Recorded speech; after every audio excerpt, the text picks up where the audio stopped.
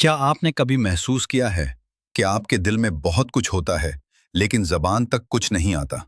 आप जानते हैं कि बात करनी चाहिए, अपना मौक़िफ़ रखना चाहिए, लेकिन फिर भी खामोश रहते हैं।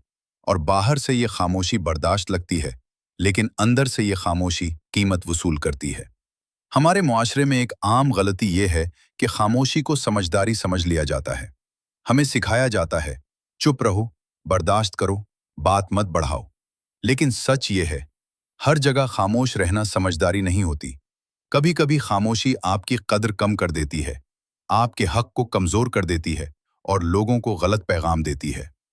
लोग ये समझ लेते हैं कि आपको कोई मसला नहीं या आपको फर्क नहीं पड़ता, जबकि हकीकत में आपके अंदर बहुत कुछ जमा हो रहा होता है और एक दिन ये सब थकन, गुस्से या पछतावे की सूरत में बाहर आता है। असल मसला ये नहीं कि लोग गलत हैं, असल मसला ये है कि आपने अपनी बात कहने की आदत छोड़ दी है। अब हल सुनो। सबसे पहले ये समझ लो कि हर बात पर लड़ना जरूरी नहीं, लेकिन हर बात पर खामोश रहना भी जरूरी नहीं। अपनी बात सुकून से, वाज़ेह अल्फाज में, बगैर गुस्से के कहना सीखो। दूसरी बात, खामोशी को आसान रास्ता मत समझो। कभी कभी एक मुश्किल बात कहना आने वाली बहुत सी मुश्किलात खत्म कर देता है। तीसरी बात, अपनी आवाज को अहम समझो।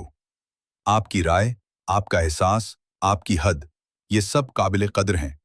और सबसे अहम बात, खामोश रहकर आप अमन नहीं खरीदते, आप मसला आगे के लिए जमा कर रहे होते हैं।